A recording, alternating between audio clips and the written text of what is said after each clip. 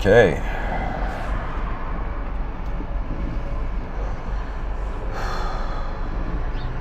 Hello, everyone.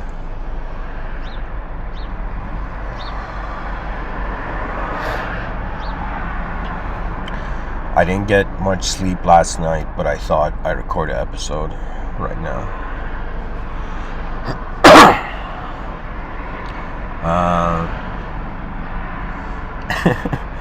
Can you imagine for the whole episode?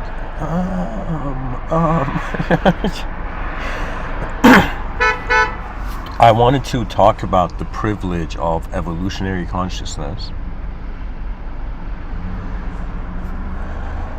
and how I noticed that 31 years ago I didn't exist. And all my life's problems and challenges, they're only based on 30 years of life, right? So I was thinking, okay, so 31 laps around the sun, and what am I left with?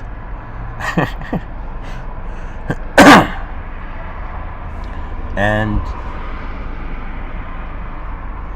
I can say that after looking at various ideologies, different systems of thought, I have come to this realization, and I've simplified everything down to how to exist is an energetic opportunity. I was having a conversation with someone yesterday, and I was telling them that before I was talking from my point of view, and I was saying that it's like a person being born and going after spiritual truths or trying to be a spiritual being. It's like someone who hasn't realized before they existed they were being something, right? And now after you exist, you're starting to realize what you were. So what I'm trying to say is that, to me, the soul seems to be this ever-present, moment of instantaneous attention and existence. And to be human is the new thing, okay? Imagine some yogi went into a cave, meditated, just went into samadhi. The yogi, just like you place a coffee cup on a table and you let go of it, imagine a yogi went to a cave, sat in that cave, and just put his body in the moment. Just like you put a cup on a table, you just sit. Okay? And imagine this yogi getting so infused in how his mind is moving before his body that he acquaints himself with being a mental being. And when you are a creature of mind, it is different than being a creature of body. Why? Because the permissions are different. That means, think of it this way, every human being in every moment has access to physical karma and non-physical karma, based on how you start or ignite the moment. Okay? Like, I'm someone who, I was thinking, I'm giving 10,000 talks. Does this mean in my next lifetime I need to listen to 10,000 talks and whatnot? But what I've come to realize, especially the Bhagavad Gita helped me when it came to this, is that when one conducts activity selflessly, the karma of that activity has no self to attach to. Okay? So I'm pretty much saying that after 31 years, I've come to this realization that the moment of human consciousness is an energetic opportunity. We have the ability to externally influence, and we have an ability to internally live. We can live as mind before body, right? Now this takes us into the whole chicken or egg. Was mind in the room before matter? Was matter in the room before mind? If mind was in the room before matter, it's like spiritual much. If matter was in the room before mind, you're a materialist. If mind is in the room before matter, you're an immaterialist. So in some sense, continental philosophers are immaterialists, analytical philosophers are materialists.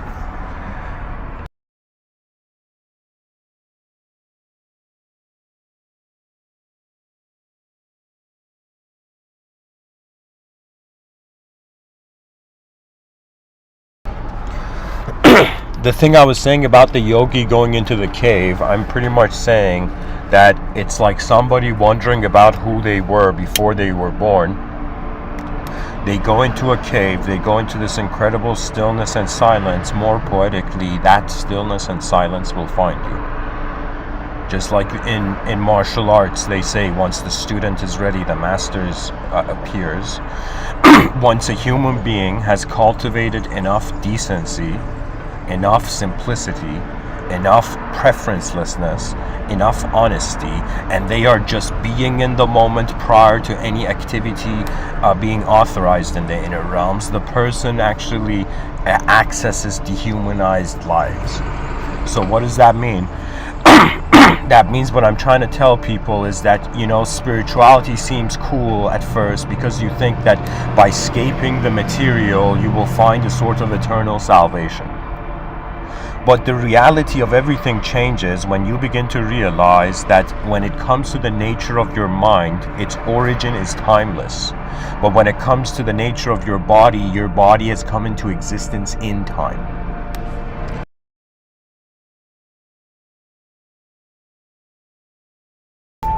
I went from being a character in a story at the beginning of my life to becoming an unknown presence of a witnessing viewer of the whole moment. There's ways I try to tune it down when I give these Mr. Within talks, but the intensity behind how the mind can move is that it can instantly dehumanize. And people have to be careful, spirituality, I thought for a long time, why is the karma of spiritual people weird? Anybody who has a notion of other dimensions, why is multidimensionality lead to a sort of turbulence, or as the religious ideology would say, blasphemy? Why would spirituality enter blasphemy? And I realized the issue is that we are this creature in existence, and it has pretty much two options. We either trust the moment or we distrust the moment. But if we base our trust only on our knowledge, then we cannot trust the unknown. And if we don't trust the unknown, it's as if we had hope yesterday but not tomorrow.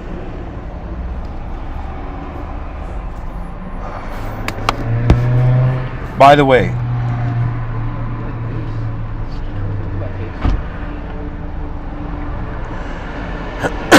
the way, anybody listening, anybody who has taken the time to listen to this live stream, write a comment or something. Let the world know you're listening.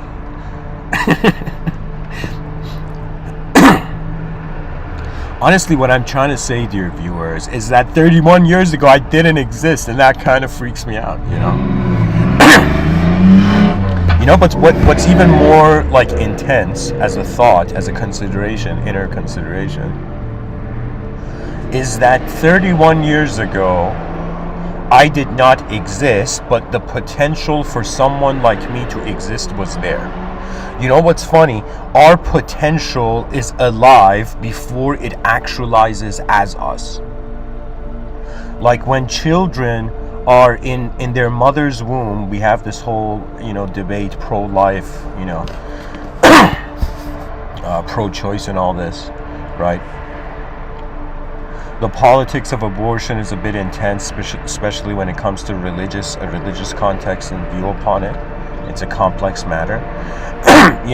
From the perspectives of, is it the mother's body, or when the child is in the womb, is the child a sovereign individual of its own? How do we consider it, right?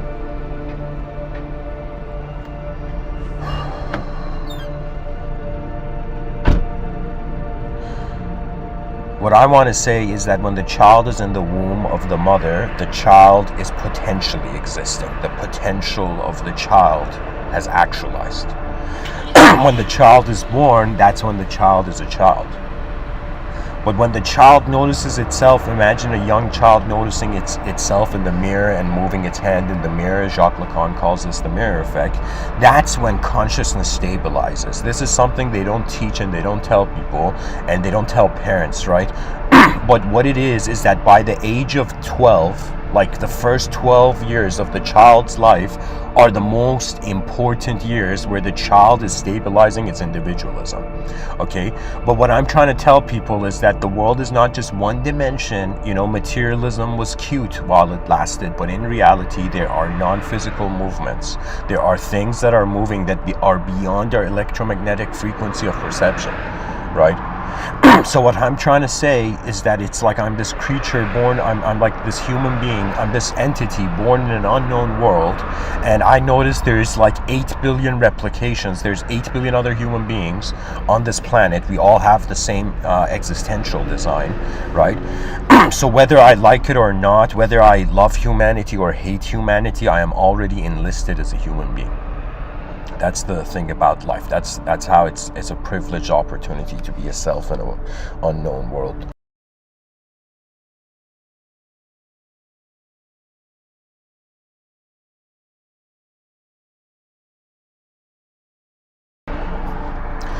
And so, you know, even though today is a birthday, I have come to realize that the unknown viewer within was the whole presence of the moment. There has been, I think this is really what's going on, that there are 3 dimensions to the human being. One dimension is the outer physical, which appears to be a singular place. Whether people like it or not, to exist is like the bouncer at the club of manifestation accepting your ticket. And all human consciousness is the VIP room. You know, imagine Earth is like this next level club, okay? This next level club where you have an opportunity to be an individual, okay? And so there is, what I'm trying to say is that there is a public existential server where we're an object. There is a private subjective server, which is what we call mind. And every person right now listening to me, you are not a person, you are a moment harboring a world within you. We are worlds masqueraded as individual objects. We are how the whole cosmos, the whole moment is moving a subject to feel that it's a specific object.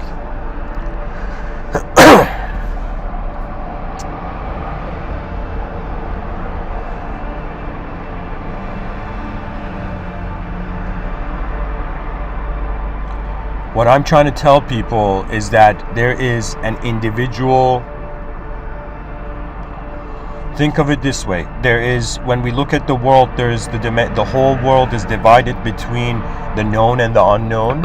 And think of it this way, when we look at the self, there is a known self and there is an unknown self. And associated to each self is a known world and an unknown world. So what I'm trying to tell people is that what the idea of the soul is that there is a part of you that has never been born as the nature of awareness.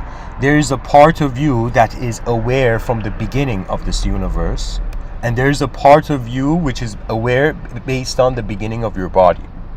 So what I'm trying to tell people, anybody interested, I mean, this is really, I'm speaking for like, I don't know, 200 years in the future. I'm speaking like to that audience now, right? But what it is that when the era of collective mindhood arises, when human beings begin to realize that the mind cannot be just limited to a biological body, they will begin to have the fascination of the redefining of the human archetype. What we are doing here is we are the live stream broadcast of the potential of the whole cosmos to manifest in this moment. You know, the concept of religion is profound, but it's as if God did not create this giant world for us to ignore it, you know. When I look at religious texts, I'm someone who I would say I have read religious books like somebody in a wasteland looking for truth. And I have looked into philosophy like someone who wanted to know what the eyes of everybody before me, how the eyes of everybody before me looked at the world.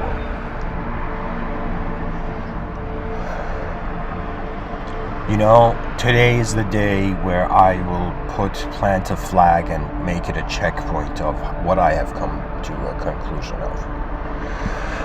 And really what it is that the world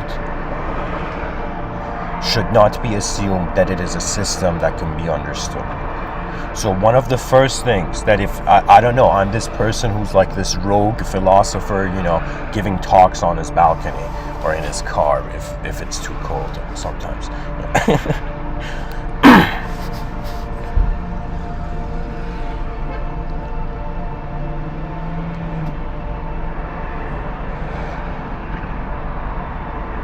What I'm trying to say is that if I had a time machine and I went back in time, went back into my own childhood, the only thing I would tell myself is don't fear what you don't understand, because it is there to be understood. You know what it is? Fear is like taunting cosmic greatness. When an entity fears the world it is in, it is fearing its mind. That's the issue. When we love the external reality, this is, why I'm getting emotional, because this is the most poetic, bizarre thing that manifestation has brought forth. A creature that can only understand the other through itself. It's so poetic, because all our enemies and friends are how our mind has accepted being in the moment. 31 years of life to realize I was hiding under a rock called my name. And language was in some sense a box. Language is boxing all of us. We are a species possessed by numerous linguistic systems. We are alive when the language wars are taking place. People don't know this because people don't care for their minds, because we don't even wonder. We don't wonder why the system is there, and scientists so easily they say stop asking why questions, just ask how questions. It's like, what I'm saying? It's like what's worse than having a head in your box is somebody holding that box on your head. And so this is the difference between Civilization 1.0, which must be honored as the best prototype of the first prototype of human civilization. Do you know how many different humanities will open their eyes?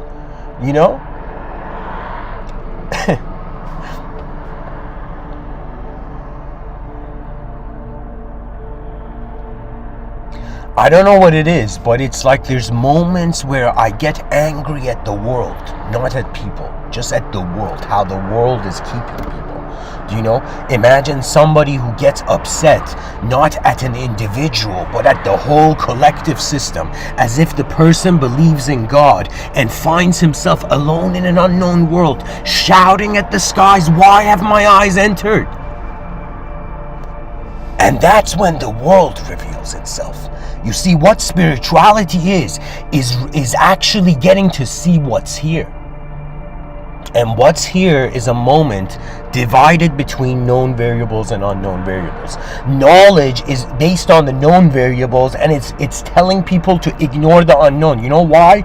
Because this is the bizarre thing about human greed, right? Rather than everybody, like, think of it this way, rather than the martial artist, right, wanting to make the whole world at that level of martial arts, right? It's like, this is the issue with those who get power too soon. They hide it from others. But those who are already know they are that power, they can instantly give it, because why else is it there? You see, it's like a species waiting to use its abilities to discover its greatness. That's the game we're in, right? And I was like, okay, I'm alive once. What story am I going to tell myself? What story should I say? What story does this evolutionary human species deserve? That means forget my personality, forget who I am, forget my emotions, my thoughts. Where is the world walking? You see, that's the collective life. All those people who think spirituality has to do only with their own eyes have forgotten why they are here. We are here to see how far humanity can remember it is the greatness of the whole cosmos, because why else would the macrocosm be the context to the microcosm? Why else would man be looking at God? Why is God watching its own creation? Why is the mind from nothing, in some sense, projecting landscape? The mind is a world projector. What meaning is, what understanding is in some sense advanced levels of internal magic. Right? What magic is like. People are like, yo man, I don't believe in magic, but there's this dictionary with words in it that I treat as a grimoire, and in some sense when I say these words, people can suddenly see my thoughts. And of course the dictionary and language isn't magic, but the earliest people on the planet felt it was. You see, we are living in a subjective, magical reality. Our minds are fictional, our bodies are non-fiction, and in the middle of this, the atheists and theists are like, yo, I don't like God. Yo, I love God.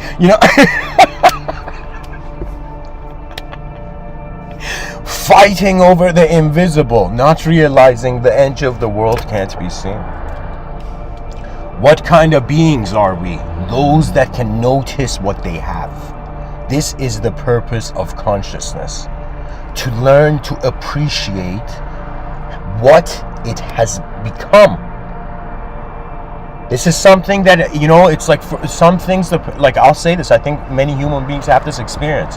When it comes to psychological permission and authorization to change, I think a majority, 80% of the population is waiting for external circumstances to give them a permission to change their inner circumstances. Their inner realms. People are waiting for a savior, they're waiting for a permission, they're waiting for a solution, they're waiting for a truth, they're waiting for the ultimate belief, they're waiting for the greatest strategy, not realizing why are our eyes open? Why do we each have a unique DNA which gives us access to an angle of the world that nobody else has? We are designed by evolution to communicate how our eyes have journeyed so far through whatever this world is. That's what 31 years of life has in some sense come to, where the bird on the branch of knowledge suddenly flew beyond the tree and realized the unknown potential of the sky is to witness multiple forests. Behind your eyes, we're not bound to being an individual being. In front of our eyes, our body's pretty cool to move as an individual. Salvador Dali, when it comes to the history of art, like, let me say some things here. We have someone like Pablo Picasso, okay? And what Picasso's genius was that when people back in the day thought the genius of art was just to replicate or just to copy paste accurately the outer realms onto a piece of paper, right? Picasso began to realize straying away from the norm was the innovation of its own new context. So what Picasso did was, rather than trying to copy paste a vision of something, a shape exactly onto the canvas, he began to doing it from different angles of perception, where when people looked at his picture, they're like, what's this goofy ass, refrigerator art, but in reality, what that artwork was multiple angles which were straying away from how the norm had to be a singular accuracy.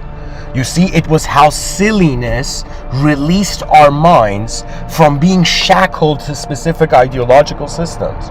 And you know what's going to happen? This is my personal prediction. All stand-up comedians in the future are going to walk towards philosophy. They're going to go towards ontological concepts. You know why? Because that's the power of our attention. We can reverse engineer back into how we are being an idea, and how that idea is simultaneously present as energetic being. That means as much as I'm a personality, I'm the energy that's being that personality. That means, do you believe in energies given a podcast right now? You know, energy is using energy to project energy. Like that's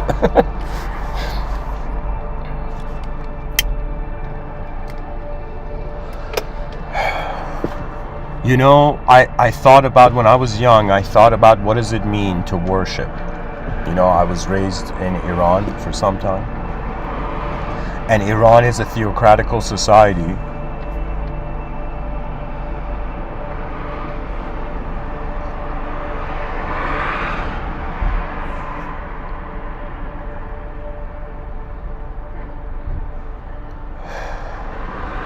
And what that means is church and state haven't separated,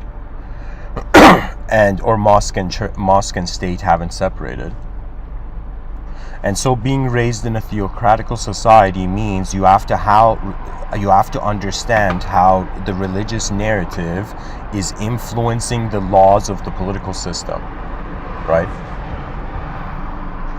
You know what's fascinating? Back in the day, human beings, there were human tribes and there were hunter-gatherers. And the nature of both gathering and hunting is how we are using attention. Ultimately, what human consciousness is how energy is converting into attention's experience.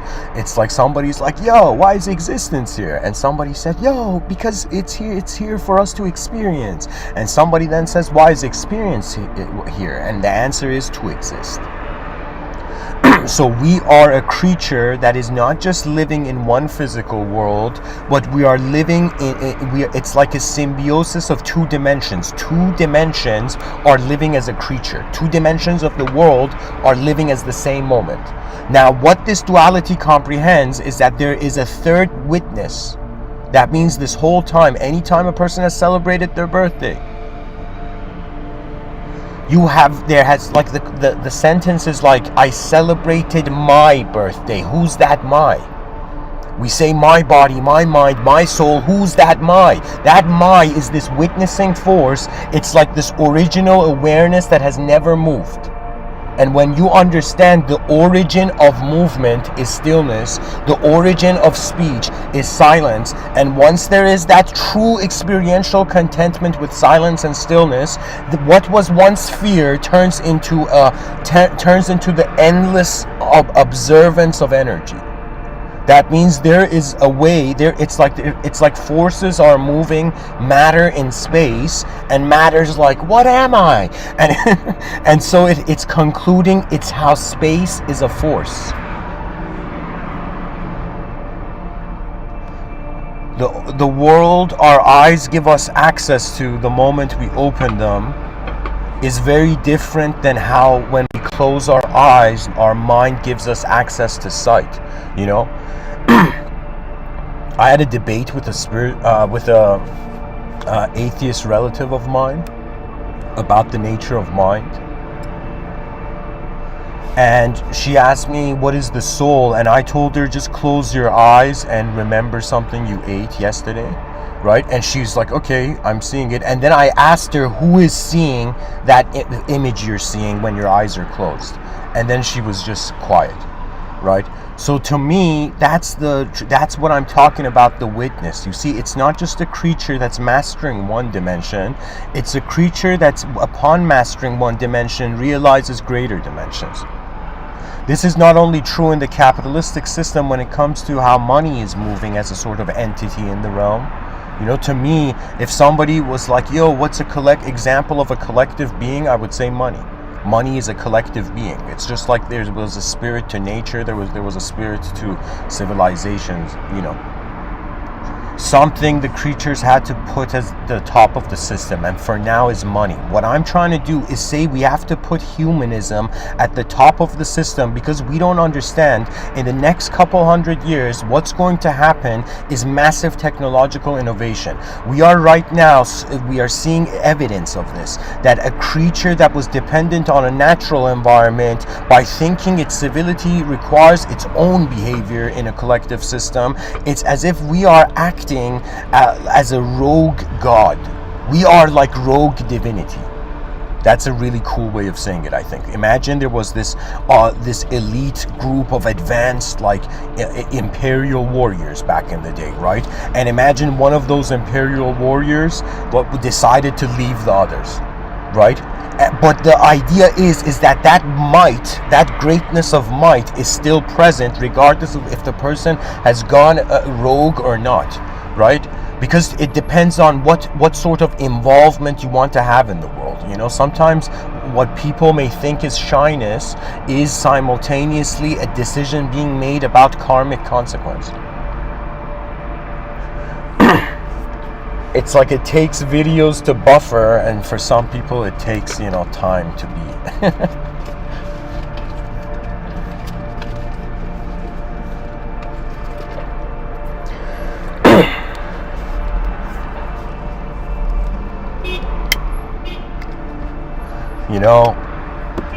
I won't fear to say it, but I have a twin brother. I was talking to him recently, and I was telling him, I sometimes share my philosophical ideas with him, and I was telling him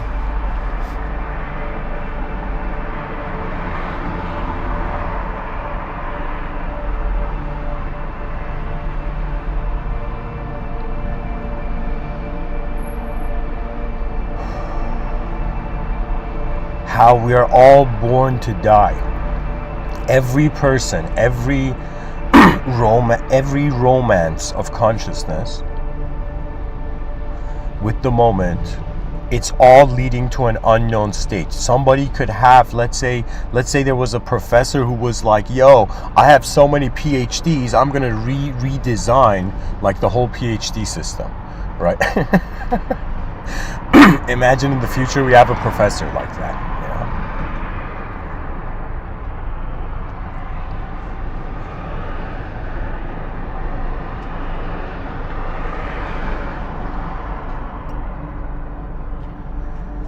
At some point, the person wonders how their attention is moving. They will have to stabilize their attention into subjective dimensions. They have to begin to realize the duality of how in every moment there is the observed and then there is the observer. Now, the issue with the multidimensionality of our true nature is simply this, that when we realize truth is how all dimensions are present at once, there is a suggestion of no longer having a state of mind where there's imperfection. Okay, Salvador Dali has this quote where he says, do not fear perfection, you'll never reach it, right? Meaning that at some point, and there's this other artist, I don't remember his name, but he says something in the likes of like an artwork is completed not when there is no longer anything else you can add, but when there's no longer anything else you can take away. It's like a sculptor sculpting a statue. At some point, it's like every artist is diving into an infinite swimming pool and then like swimming for a certain amount and then getting out of the pool, An advanced civilization would have an advanced acknowledgement of reality. An advanced civilization is guided by this main command, that what an advanced civilization means is that in all dimensions must advance. That's it. It doesn't matter if it's good, evil, chaotic, ordered. Imagine we created an infinite spectrum of the most chaotic stuff and the most ordered stuff. It doesn't matter. Good and evil can fight as long as they want, but what Mr.Within is saying and what the advanced communicators are saying is in some sense that we do whatever we're doing now in an advanced context. That means imagine we suddenly saw political leaders all around the world standing up and saying that our nation is going to live for the greatness of all nations, and all nations begin to say this, and we realize that we are turning what was a civil war of a species into the brethren on the same battlefield, as if we realize there is a universal challenge that surpasses the challenge of fighting over what's on a rock in the middle of nowhere. What we require, and this is the ultimatum of power, this is what I think is not just what's missing right now from Civilization 1.0, but also what the ultimatum of any archetype of power is. That means somebody, let's say, is physically the most powerful person, somebody financially is the most powerful person, somebody creatively is the most powerful person, somebody in imagine there's so many things, right? In whatever archetype of power, in whatever story, the most powerful being will realize the moment it is that power, it is no longer separate from that power. Do you see? When the moment the most powerful, imagine right now you're the greatest writer on the planet, okay?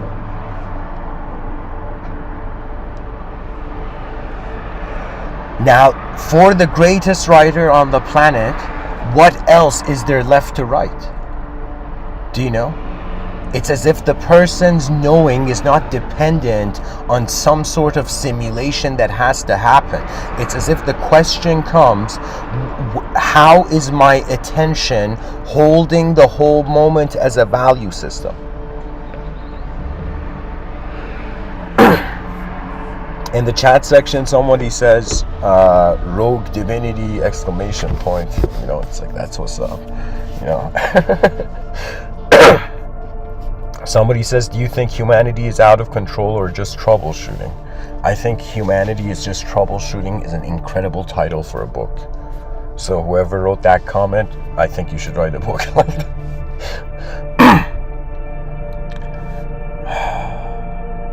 I think it's not just troubleshooting. I think it's a lion that has been acting like a sheep, and then it's like, what am I doing in this barn? You know, it's like, that's what I think is happening. We have thought that what a civilized human being is a singular object and a singular subject playing its part in a system that it shouldn't change, but it should fit into. It's like, how fucking nice, right? Fit into the past when you're born to find the future. We, like anybody that, like, what the present is not just how far the past has come. It's the how great the future is. Imagine being fascinated. Imagine right now, right, an extraterrestrial came to Earth from the Andromeda galaxy and only said a sentence to human beings and said and what this extraterrestrial said to all human beings was, in some sense, that don't fear that your destiny, human species, you will meet us in the stars. You know, and imagine this extraterrestrial left, you know, and so suddenly, by just the nature of that sentence, imagine all psychological systems realign. You see, to be a human being is also the same feeling to be inside a giant robot moving between skyscrapers, like do you know? Like, to be a biological system means, like, no way, I gotta try to survive now or it's gonna end, you know. But the question comes, why am I surviving? Where am I surviving? How am I surviving? And what is surviving? And that question, what is surviving, is the domain of mysticism. And what mysticism is mysticism is a portal where a individual human archetype can experience the inseparability of the individual and the collective. Like a truly spiritual person is no longer a person. You know, they asked the enlightened yogi, like, who were you in your past life? And the enlightened yogi's like, buddy, we are all the whole cosmos all the time. You know, it's like, can you relax with, like, thinking you were, you know, past life emperor, or, you know, a future, you know, Starfleet commander or whatever. It's like the person is entertaining an opportunity. To me, you know, everything to exist as part of the human species is a privilege. We got VIP access to manifestation. And for example, you see the consciousness of a bird on a branch, and you're like, okay, that person didn't get VIP access to consciousness. You know? But to me, what it is that the nature of a natural entity is to abide by its nature. The human being is a creature that stepped out of nature, created its own world in a natural world, and is wondering why it feels unnatural. You know, we are, let me tell you to simplify it, what we are is an unconditional awareness of how energy has nowhere to go other than to be space. The best conclusion is to say that energy, through a causal loop and a predestination paradox, is in some sense being its own cause. That means it's like it would be a line of thought ontologically, as if like something that was not from this world created this world, but then what it created that was in this world reached a point where it went back before what created it and then created itself again, right? So what is going on for the mind is that the mind is going through an apocalypse every time you sleep, right? People are like, yo, I love to sleep. I'm like, really? You know, for me, it's like, you know, to sleep is to like shut down the conscious activity of that day's potential, right? Some novelty has to be touched before the person sleeps, right? Every person has to feel like, okay, we're all explorers in an unknown world, right? We're on a rock in the middle of nowhere, and what knowledge is the stories we tell ourselves. And the difference between, let's say, the scientific, between fiction and non-fiction as context would be in some sense like, you know, it's like, what sort of imagery do we want to associate to something that is really happening? Because really what thinking is, what articulation is, what using your inner realms and mind is to realize that there is an existential real event happening, and the mind is privileged. I don't know, this is just the nature of our minds. It's an ability every mind has, right? So what it is that you notice a real existential event is happening. Your attention is just being the moment. Excuse me.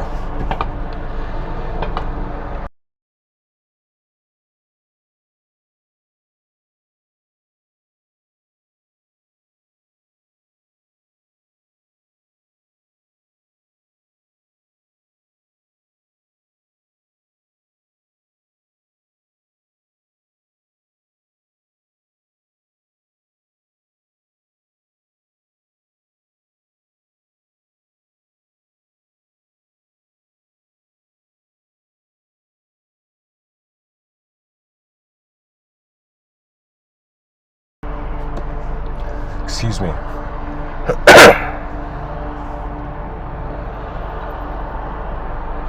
Sorry guys, I was interrupted by the moment.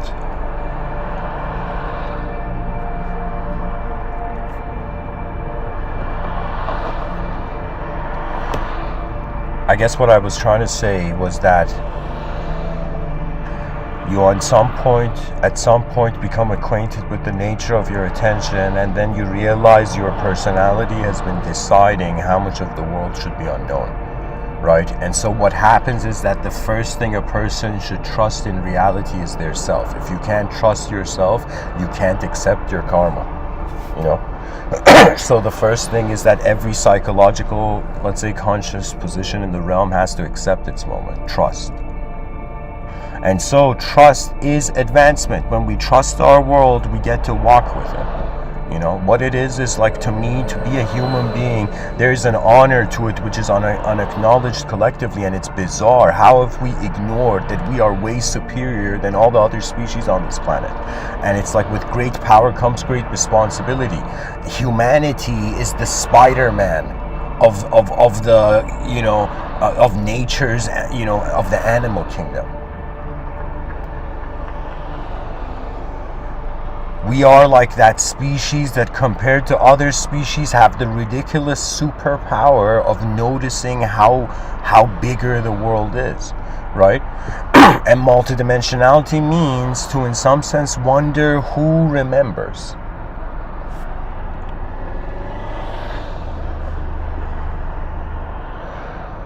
In the comment section, somebody says, so in a sense, it's kind of like the cultural obsession with individuality and antagonism is kind of like consciousness being stuck in a victim complex. You see, it's not just it's stuck in a victim complex, it's like this, imagine this lion that is eating grass. Okay, imagine this lion that thinks it's a sheep. It's eating grass. And at some point, it's like, yo, this is not satisfying. I was not built to eat grass. You know, it's like we were not built to be animals that behave like robots. We were built as like to be creatures that are explorers. you know? And what it means to explore means to not fear how greater the world can be than our beliefs. You see, that's my conclusion. You know, if somebody asked me, Mr. Within, how should we reform the educational system?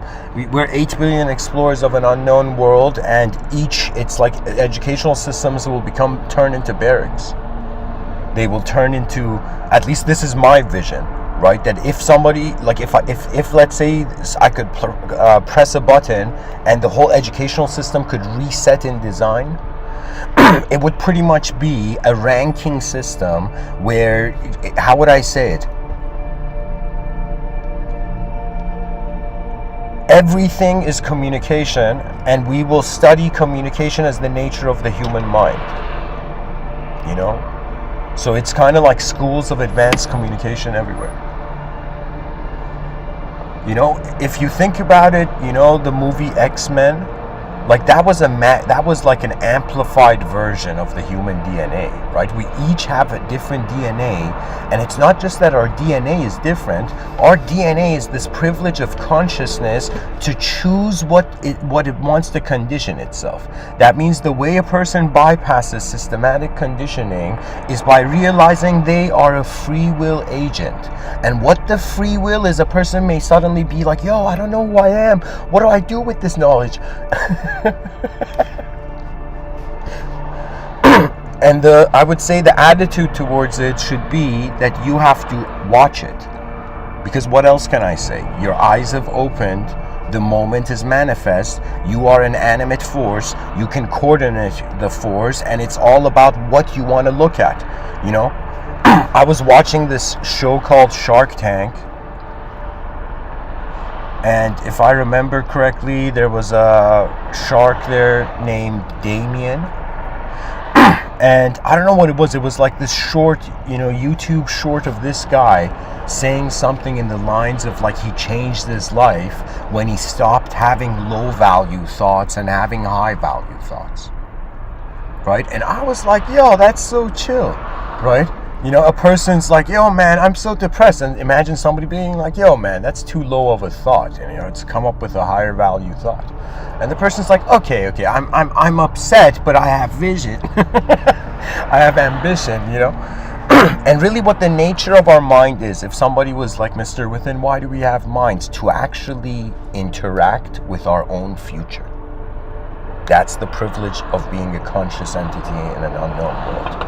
We get to, like, just think about it. Imagine right now somebody was like, I want spiritual truth. And imagine this enlightened guy just, you know, tap the guy on the shoulder. They're like, here, sure, man, you're enlightened now, you know?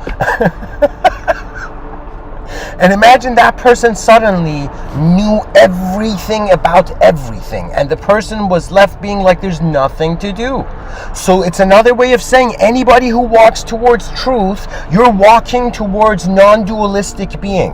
Anybody who in some sense realizes duality is an opportunity to wonder about how the mind has a relationship with infinity, it has come up with it.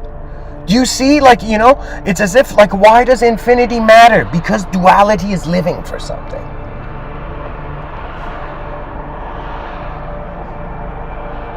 It's, you know what it is? It's like you're born, and once you snap out of the dream of yourself, you awaken to a collective system trying to survive in the world.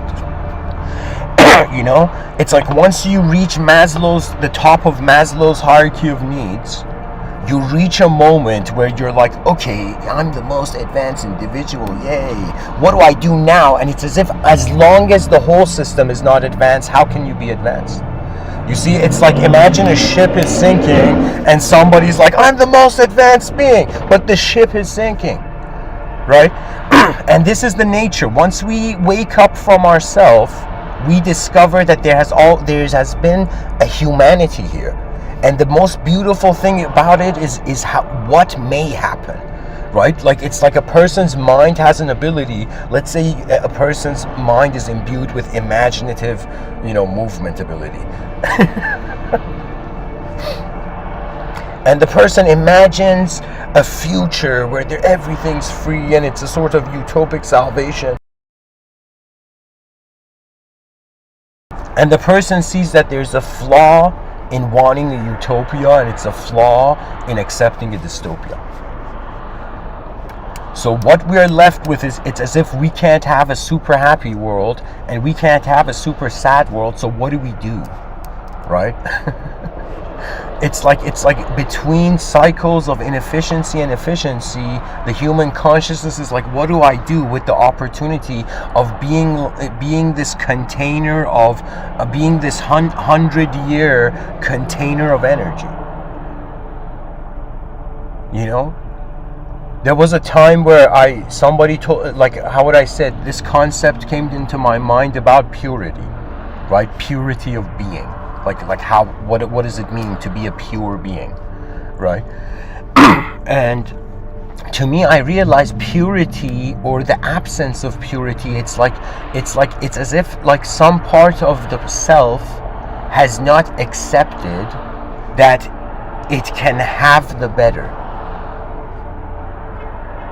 I don't know how to say this, but it's kind of like our mind can attempt to visualize the future of now at like a fast-forwarded film, but the choice of, like, what I'm trying to say is the privilege of our imagination is that we can get an emotion from something that is not a physical visual event.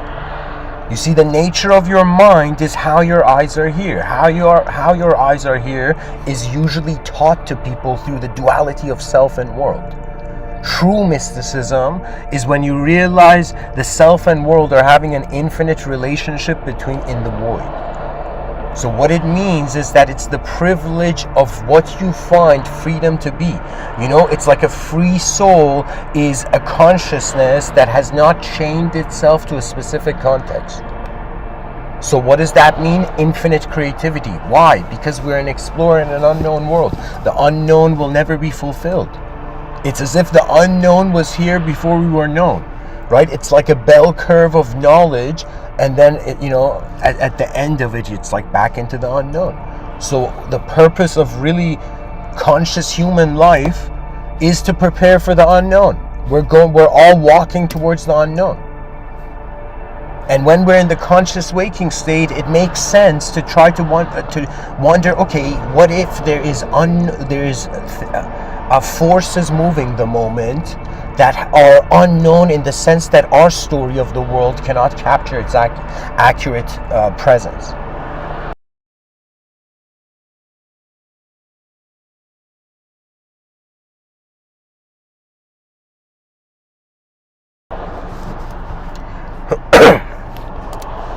You know, I would say there was a time in my life where I felt like if the number 0 could feel itself. And in those moments, it's as if when there is no value for there to be an archetype of self to, the person is left in the most simplest way they're being. It's as if a person doesn't try to do anything, they realize they're just being the moment. But once you have been the moment for a long period of time, you realize the purpose of being is to do something, and the purpose of the doer is to be something. And so this is the cyclical nature of a dualistic mind. And why is duality important? Because the cosmos is designed that way. You know, I call it the Mr.Within's on and off switch effect. So what it means is, at some point in history, psychology, just like Michelangelo has this quote where he says, I saw the angel in the stone and I set it free. Similarly, the sun the sun like a sculptor, right? Or the cosmos like a sculptor, used the sun to, in some sense, periodically sculpt psychology of entities on a rock that was spinning. Do you see? The planets are intelligent. The planet's like sunlight, I'm gonna get a tan. Do you see? The planet is alive and it's spinning itself, It wants to use, it's like if the planet and the sun of our solar system were having a conversation, it would turn into the dance of the earth around itself. It's as if the sunlight is like singing, And the earth spinning around itself is like earth is dancing to the sunlight, you know. But what it means for the psychological entity on a spinning rock is that, yo, there's light, yo, there's no light, you know. And so the psychology of the entity had to be, in some sense, okay, when there's no light, go into a defensive mode. When there is light, go into an offensive mode, you know.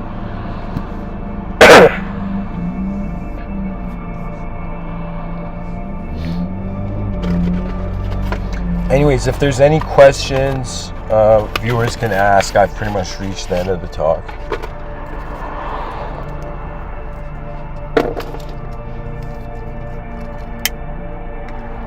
There is a gift, and really what Mr. Within's gift is how our evolution, 4.5 billion year old evolutionary consciousness, and it's even beyond time, but let's say 4.5 billion year old evolutionary animal consciousness, we have an opportunity. Like, this is what Mr. Within's gift is pretty much what every, you know, truth preacher has said, that in some sense, before blaming the external conditions on how the world is shaping us, we come to a point where we realize, it's called self-awareness, that at some point we ground our attention in the waking state through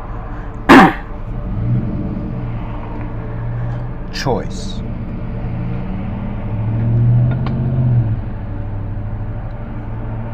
When I look at this species and I ask myself, what does it deserve? Does this species deserve outer extinction? Does this species deserve inner extinction? Or does it deserve, you know, outer infinitum?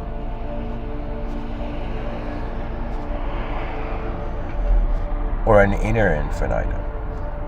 What I'm trying to say is that who says death is the ending? Who says that nature was never multidimensional? Who says that our eyes are truth? You know, our eyes are the acceptance of truth when people go into magic shows and there's optical illusions, right? You know, life is a hallucination because it finds itself limited in a limitless world. As long as we have a limitless unknown world, just keeping everything, we're like, okay, people can be creative, the unknown's everywhere.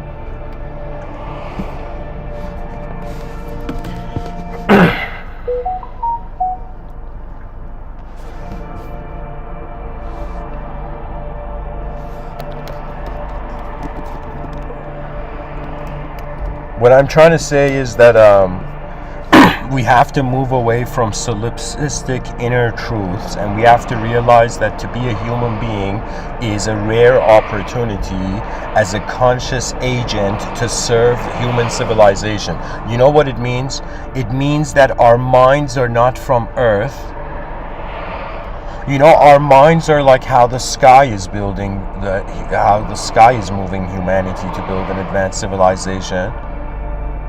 And our bodies is how the earth is building the advanced civilization. And generals in battlefields, just like Sun Tzu in The Art of War, this Chinese genius,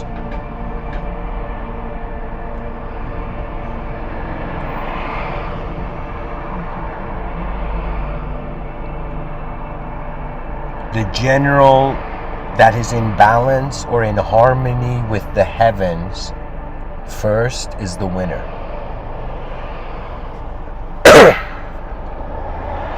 You know, I find it, you know, I don't know, for me I fancy this idea, this mythological idea of, they would say, like Mother Earth and Father Sky, right? Like, if somebody asks me who are my parents, I would say, like, you know, my own parents. But if somebody says who are the parents to the human species, I would say Mother Earth and Father Sky. And they're both here, you know? Both of the parents of the human species are here, you know? Now, what interstellar travel means is that the children are living with Mother Earth, so they go live with Father Sky. Poetically, You know, for me, I chose, like, I was like, man, it's like an all you can dream, you know, ideology buffet, you know. And some people at some point have to choose. You know, I remember seeing a Jordan Peterson lecture, and he was saying, like, everybody has a sacrifice, like everybody has to make a sacrifice in life, but at least the advantage you have is you get to choose what your sacrifice is. And what that sacrifice is the where you want your attention anchored in your own vision of your future.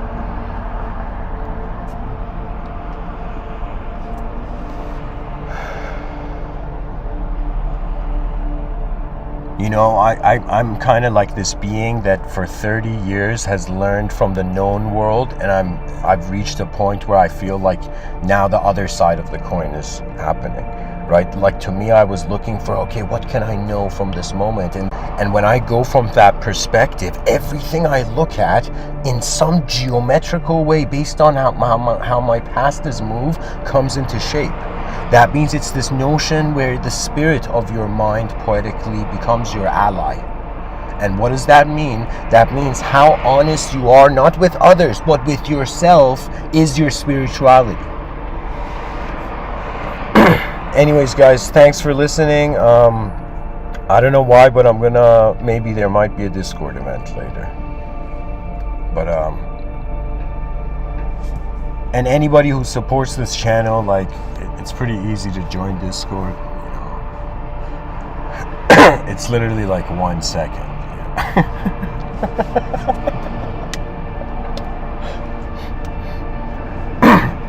And imagine somebody's like, I'm too busy, man. 1 second? You kidding me?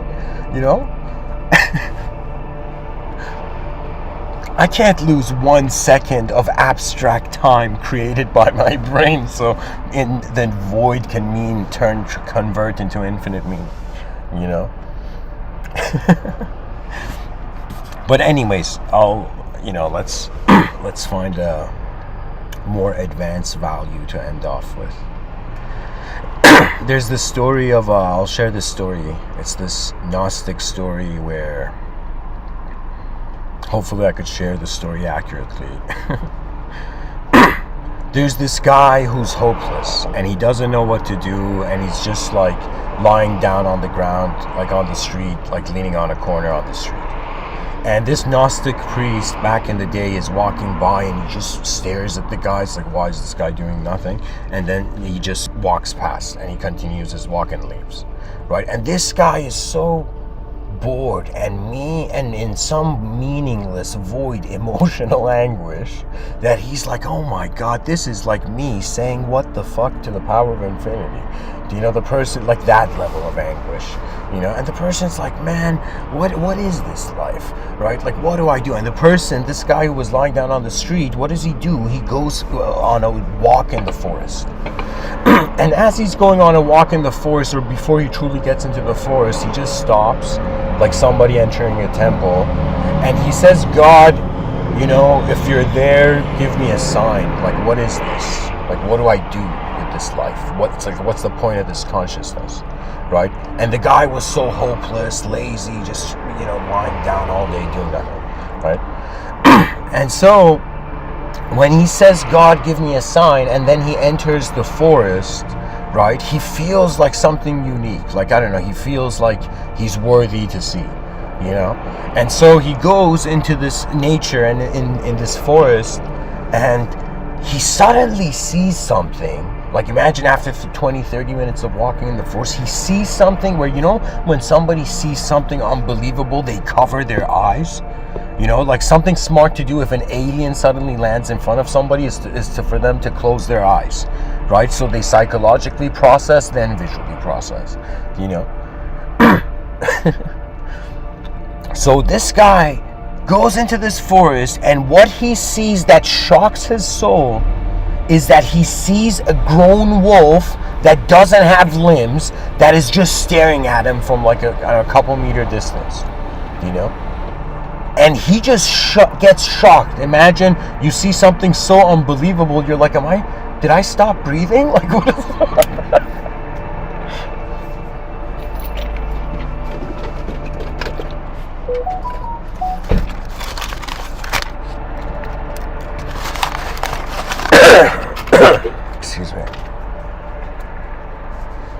He gets shocked. He doesn't believe his eyes. Suddenly he hears the roar, some sort of roar or gnarl, I don't know what the term is, you know. But he hears like this growl of a lion, okay? And what this guy does is that he quickly finds like the tree behind him and just quickly climbs up to like a double level branch and watches.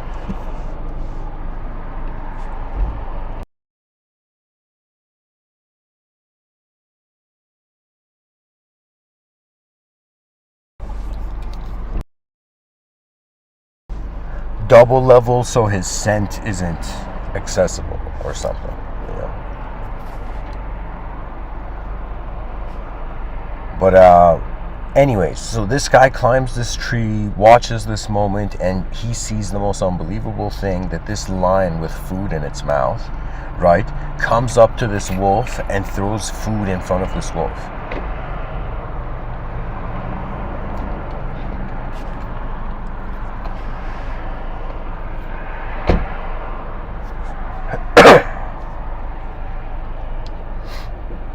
What ends up happening is the lion leaves, the wolf eats the food, some time passes, and as this guy is on the tree, he's like, what am I seeing right now?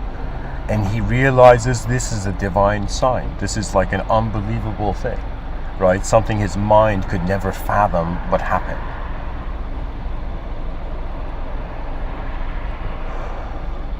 And he's like, what does this divine sign mean? And for a moment he's like, oh my God, I am the wolf. I asked for God for a sign. I'm like that limbless wolf sitting down doing nothing, thinking I'm worthless, right? And so God is the lion, and God is gonna bring me meat or something. So I gotta keep staying worthless, and God is gonna save me, right? And so he runs back, you know, with energetically super excited about doing nothing. And he goes and he sits by the, what do you call it, by the corner of the street. And at the end of the day, you know, in the evening, the monk, the Gnostic priest, is walking back. And when he knocks back, he sees this guy on the ground, and the guy just stands up, runs up to the divine sign. Like, that's what the divine sign means. You know, I'm this worthless, you know, hopeless, you know, person in anguish, you know, waiting for, you know, God, the great Savior, to come and save me. Do you know? That's what this divine sign means, right? And the Gnostic priest is like, buddy! The Gnostic priest says two things. And he says, it is true that what you saw was a divine sign. But you misunderstood the divine sign. And this guy suddenly stands up and gets super serious. His real self comes into the front of his eyes, you know.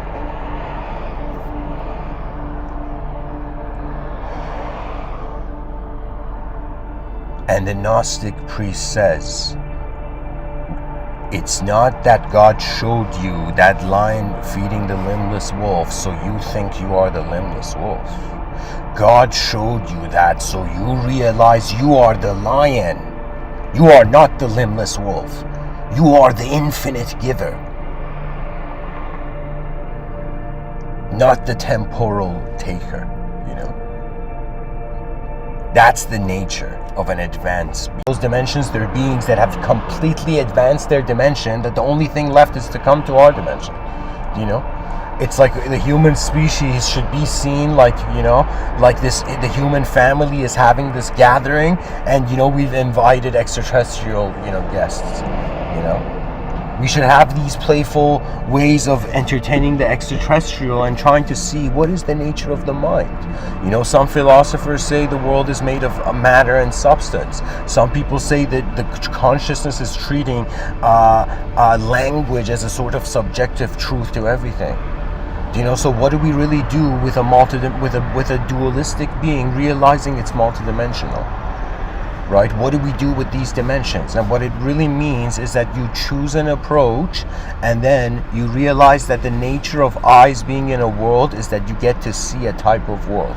That means it doesn't matter who you are. If you are a person in the, let's and say the most poverty-stricken, unprivileged country, or let's say you're a person in the most privileged country, whatever type of human being you are, the privilege of consciousness from the perspective of a conscious viewer, an unknown conscious viewer, you get to get access to a landscape, a three-dimensional landscape where the person's like, I don't have enough money to buy video games. And then the mystic was like, yo, maybe treat life as a game. Maybe begin to see life as a very high definition game, where we are accessing a world, and so we are getting a choice to use our minds as conscious agents to build and create this world. You know, that means deep down behind every person's eyes, just like a person can fathom the worst version of themselves, the best version of themselves is how their most advanced state. So what I'm trying to say is, okay, I'm temporary. I'm a member of a species that is, you know, still stuck in language worship and, you know, species civil war. You know, it hasn't awakened to the potential that if we can see greatness, why can it be? Can it not be? You see, it's kind of like wondering about how advanced the world could be before we decided subjectively what it had to be. You see, it's the potential of nature. We are. It's like what really the future is how an unnatural human archetype will have to reestablish a new relationship with nature through a magnificent technological advancement. In the next 100, 200 years, some of the most unique and incredible things are going to happen. And what's going to happen is human history is going to speed up. And the more it speeds up, the more dimensions are added. The more dimensions are added, that means this whole time, what it means to be a human being is to realize the whole species is accessing a complexity of perception. So in an advanced civilization, people won't be seen as nuisances. People will be seen as rare opportunities of evolution. To like every person is seen as not special, but seen as like an advanced being. Why? Because we are. In compared to every other species on this planet, we're very advanced. You know? To me, we are the awakened physical species. All the other species, they haven't awakened yet. Do you know? Whether it's dependent on their brain capacity, it's based on their biological system, or it's based on really how much, let's say, their cognitive system is inspired. You see, most things in nature are patternistic, right? If somebody was like, hey, Mr. Within, if in the future somebody wanted to transfer their consciousness from a biological body into some robotic technological immortal platform, right? Cyber platform, like, what would life be like? And it would in some sense be a creature that is free from habit. So what that means is that it would be infinite novelty till the end of time, because time is instantly in a nanosecond, less than instantly being reset. You see, the nature of our intelligence is based on speed, right? So, and what happens with speed? It's like trusting a rhythm, right? I'll share this. This is really accepted in the context of musicians. I'm going to share with the viewers like a story. In Toronto, Canada, there's a university called York, and they had this event there where they had brought these traditional Persian artists, musicians, like music ensemble, okay, with traditional Persian instruments. And there was these guys come, and they were there to honor the poetry of this like legendary poet in the East known as Jalaluddin Maulana Rumi. Okay, so they were there to honor this poet from like 700 years ago, 800 years ago, or something. Like the magnificent transcendentalism of his poetry. So I remember me, my brother, and my father, we've attended this event where they're sitting down, and there's, I think, around like 5 musicians there on the stand, on the stage, and they've turned off the light, and light is only on the musicians. And while those musicians are playing, one of them is sitting there with a giant beard, and he has this like I don't know what you call it, tombak, like he has like this giant drum.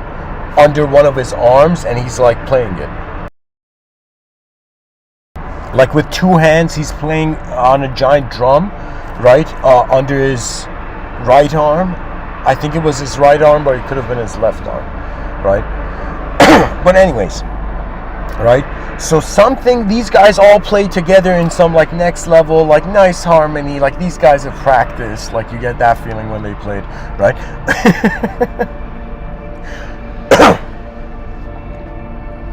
But then something happens where the drummer, that guy who was playing the drums, he suddenly goes into his own solo, and his eyes are closed, and all the other musicians just put away their instruments. And that musician goes into this next level like freestyle solo where his eyes are closed and his hands are moving at next level speed, and the audience is like witnessing something that like they're considering it divine or something. Do you know? And after he plays this, he stops, he opens his eyes, and everybody claps for that guy. It was like such a next level moment for him, probably, you know? And what I'm trying to say is, it's like kind of like to be a human being in Civilization 1.0. At some point, you're like, wow, it's going towards an unknown. The ending is it's like we're going towards an unknown end. What do we do with what we have, right? And the poet Rumi says, before death takes away all that is given, give away all there is to give. Why? Because why is it here to be given? You see, it's like, why is our intelligence capable of interacting with reality at all? Because it is real. You see, there's something beyond how our eyes accept the world. True mysticism means every human being is a creature that has never existed before. Nobody has your DNA, and what guru can teach you about what you can only see? You see, the nature of truth is how the moment is present. So when you abide by your presence, the person's like, okay, I want to have the most complex and advanced experiences of life. How do I do it? Easy. You center reality upon simplicity. So if somebody says, who are you? The person's like, I'm just a moment of being, you know? They're like, are you a good guy? Are you a bad guy? It's like, no, I'm just a moment of being. You know, are you terrestrial? Are you extraterrestrial? No, I'm just a moment of being. You see, like, do you see? It's like anything can happen. Any sort of complexity can arise, and the contentment is aligned to simplicity, so complexity can be free. It's like the most simplest beings access the most advanced perceptions.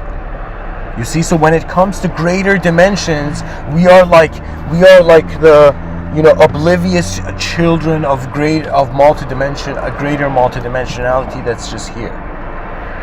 You know?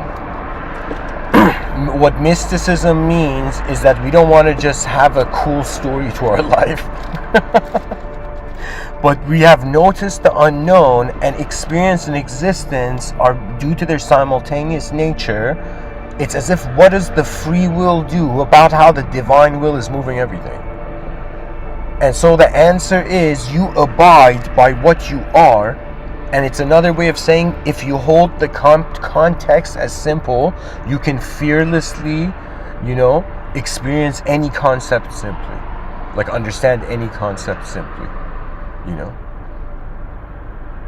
Or, excuse me, the complexity of every concept can be accessed. For me, I'm taking a designer's approach to everything, you know. I pretty much have a geometrical relationship with my mind, right? That means there's been moments I've gotten bored, and I've noticed in my inner realms, automatically, without me even consciously doing it, I'm envisioning this geometrical shape, like three-dimensional geometrical shape, just rotating. Do you know? The mind is an incredible privilege to modify reality and then contemplate about that modification and then actualize it. You know, I think the biggest problem with human psychology in 2022 is that we're trying to be one side of the coin of a multidimensional world. And so what it is like study how the moment is known and unknown. That's how the moment is led to advancement, Anyways, okay, so there's comments in the chat section. Somebody says, is duality the mechanism for perpetual motion?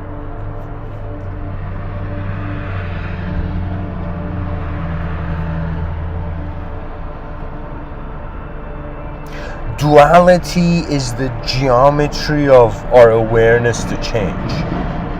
So duality is the context. Duality is the context to how movement can be an idea. To how movement could be a concept. I don't know, that's how far I could see it. You know what life is? Life is something that has never happened before happening, and it's our choice to see how much our energy and whatever we are as a being can move, right? Like to some degree, it's like the person wondering, okay, I'm this conscious mind in an unknown world that is, that is existing for the first time ever. What's the point? Like, what's the value of my intelligence? So it's as if you've studied your body. Imagine somebody who's gone to the gym and you've completely mastered that dimension. So the only thing left is to go into some sense the subjective gym. And what that means is to try to see the edge of your own ability, but not to have a blind desire. You see, because what desire does is desire is possession. That's the whole thing about purity. Any time a person desires something, there's a possession. But if the person is in a moment and something they feel they have no desires, but they feel a sort of, in the simplest acceptable way, something complex enters the moment, then they're, how can I tell you? It's like light reflecting in a hall of mirrors. From simplicity and complexity to simplicity and complexity, the world happens. And to be a human being is just the opportunity of our minds to notice beyond the body. The study of language is fascinating,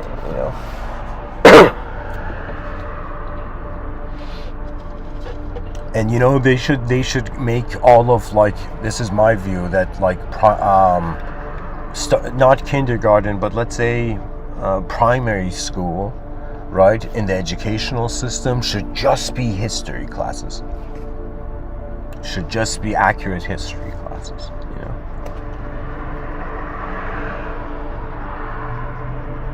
Imagine in those history classes, primary school kids are being asked, what do you think an advanced world would look like? Or what do you think the world should be?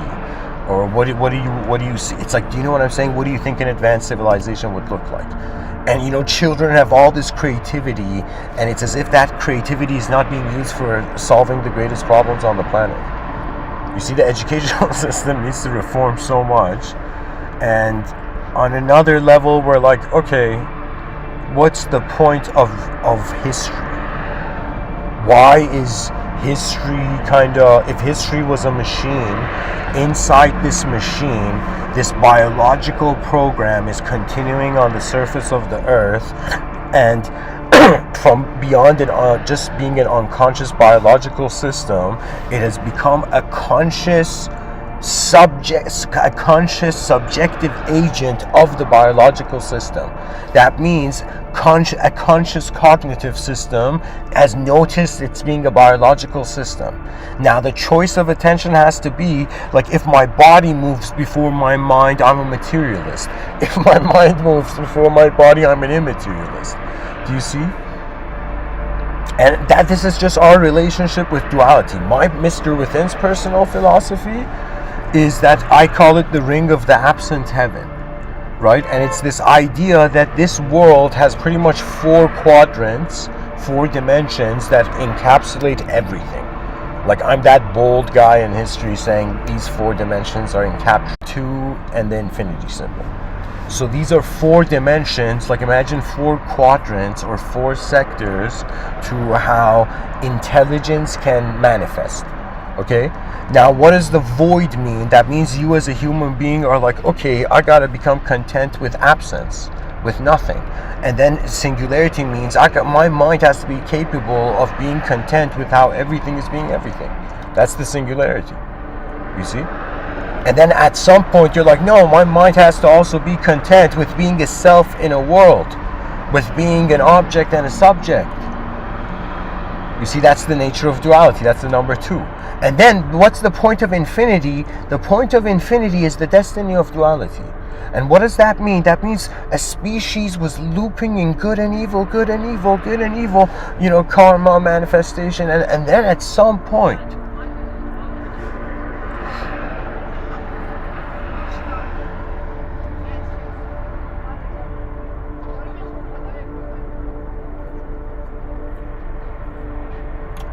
duality multiplied itself by itself. And so it's as if suddenly we realized, duality was like there's a chaos and order, we thought, what if there's infinite types of chaos and infinite types of order? Imagine right now on this planet there's infinite types of efficient beings and infinite types of inefficient beings.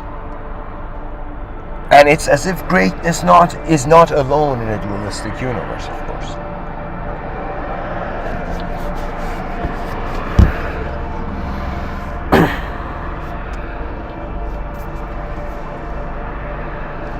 So anyways, guys, thanks for listening, and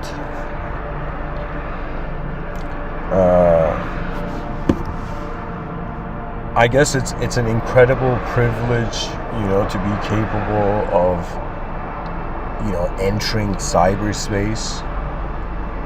Sometimes I feel like, these lectures are gonna outlive me,